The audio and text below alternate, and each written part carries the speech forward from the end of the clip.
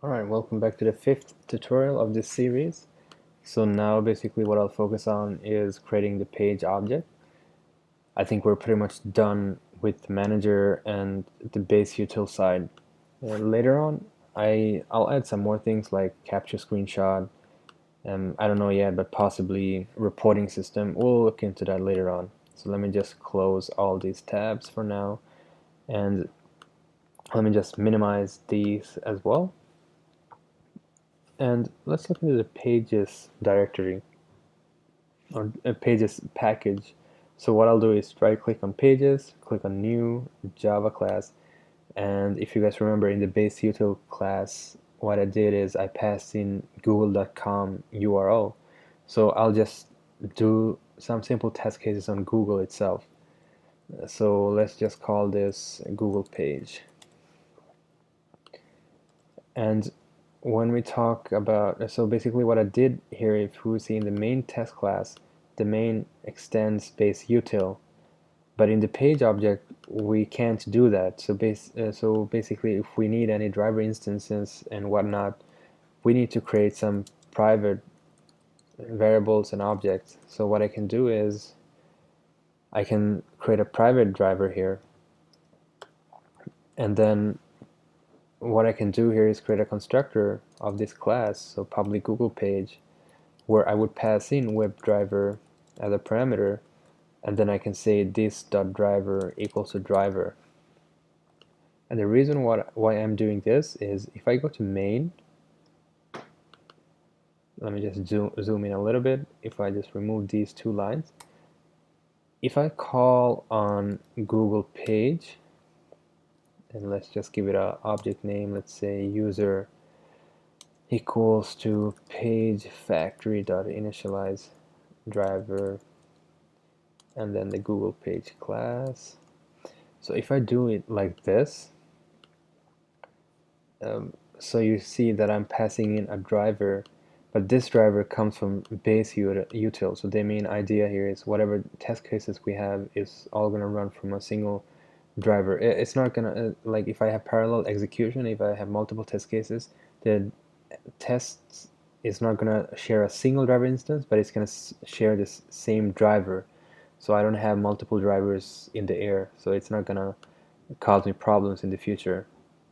So that's why in the Google page, that's why I have a private WebDriver, and then I'm passing in a WebDriver as a parameter of the constructor. And as you can see in the test class, the main class, I'm using page factory.init elements, and this is used if we are using find by. So since I'm using find by, so we need to use page factory for that in the main. But the thing is, if we have to write page factory.init element for every single every single time, it's pretty tedious. So what we can do for that is, if we look in the constructor here, we can simply call on the page factory within the constructor, page factory.init elements, and here we can pass in the driver and say this. And when I say this, I mean this class. If we look in the main class, I say driver and then Google page.class. But in the constructor, I say this. So basically, I'm just saying that I want to, I'm calling on this class. So now basically what I can do is I can freely use the find by annotations without any problems. So let me just create a couple of find bys, and just to set it up real quick. And web element A. Alright. So what I'll do is I'll just create a very simple method. Let's just call this public void search for. So the idea here is that I'm supposed to go to Google and then I'll search for something. So this method is going to handle the logic for going through the steps of searching for something. And so what I need to do is I need to go to the Google page. Yeah, let's just do that. So google.com, and what I'll do here is basically I'll use the Chrome developer tools, so inspect. So I'll just right click, inspect element, if you're not familiar with Chrome developer tools, I suggest that you get familiar with it. It's pretty great.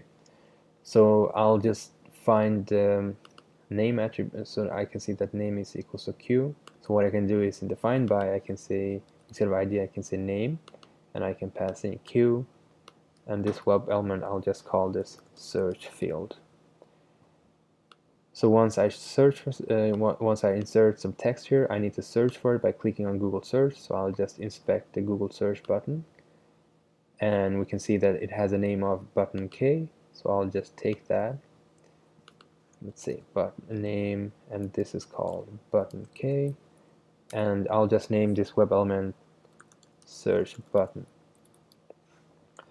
So now what I can do is, in this method, I can just say search field.send keys. So I'm supposed to send something, and let's just say input. And what I'll do here is in the method, I'll just pass in a parameter string input. So whenever I call this method from the main test class, I can just put in whatever I want. And then I'm supposed to click on search button. So search button.click. Alright, so now that we have this method here, another thing I want to mention is if we look in the base util, I don't know if you guys saw this, but I'm not using any implicit wait. I'm not using any kind of wait here. And I really don't prefer to use implicit wait. I try to use explicit whenever I can.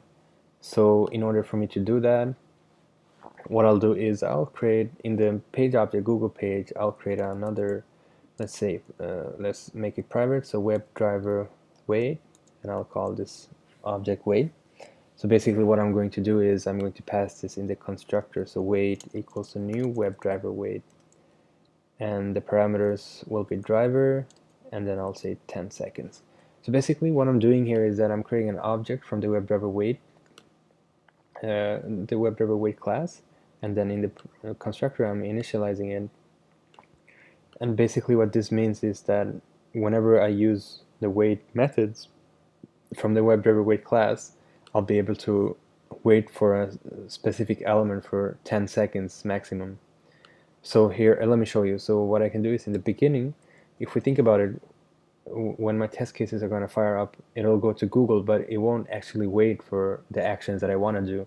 Like, it's going to search, it's going to send for the keys right away, as quick as the test cases are started up. It's not going to wait. It's not going to care about where the browser is at the moment. So what I'll have to do is I can say wait.until, and within until I can add in the expected conditions dot, and there are a lot of methods here, but the one I'm going to use here is the element to be clickable. So all I'm saying is that basically wait until the element is clickable, and then I'm gonna use search field. So now it's gonna wait maximum 10 seconds for the search field element, so it's not gonna have any timeout issues anymore. Alright, and another method I'm going to add is kind of like a verification method. So this is going to return a boolean type, so public boolean, and then I can call this something like is results, or I can say is on results page. And I'm going to use this method in assertion. I'll show you soon. So here I can also use wait, because when you think about it, when I click on the search button, when it clicks on Google, let me just go to Google real quick, and let's search for Selenium. And when I click on Google search, in order for me to come to this page, it takes a little bit of time. So what I need to do really is to wait again. So wait until expected conditions, and this time I can use visibility of, because I'm not clicking on something, so I can say visibility of a certain element. So let's just find an element. So when I search for something, I want to see the results, which should be, let's see here. So it should be this. So this is the results. So if I inspect this element, I can see that this is a div tag, and it has an ID of res. So I can take that ID. So let me just create a new find by, and it's gonna accept an ID, and this is called res, and it's gonna be a web element, and I can say search results. So I know that if this element is visible, then I know that there are searches on the page, then I'm successful. So what I can do here is just pass in the search results variable, and now I can say by using Selenium method, if the search results is displayed, then it's gonna return true.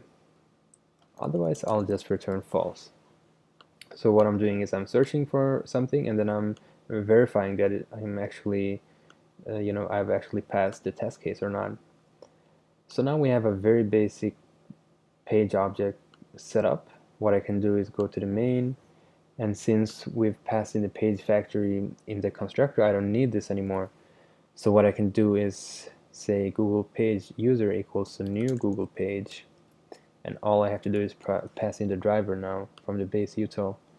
And now when I call the object, so now I can see the methods search for and is on result page. So let me just use the search for method, and here I can search for anything really. So let's say Selenium,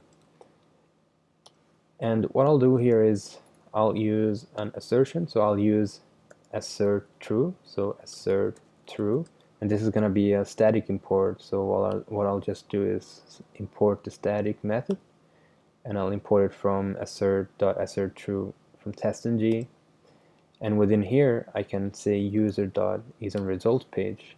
So it's gonna assert, it's gonna check if this is actually true or not.